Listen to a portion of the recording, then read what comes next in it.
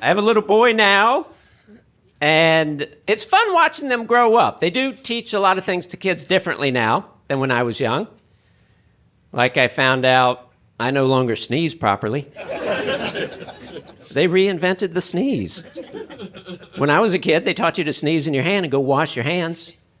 But someone decided that was not hygienic enough. So now they teach kids to sneeze into their elbow, and then snot explodes from their wrist to their shoulder.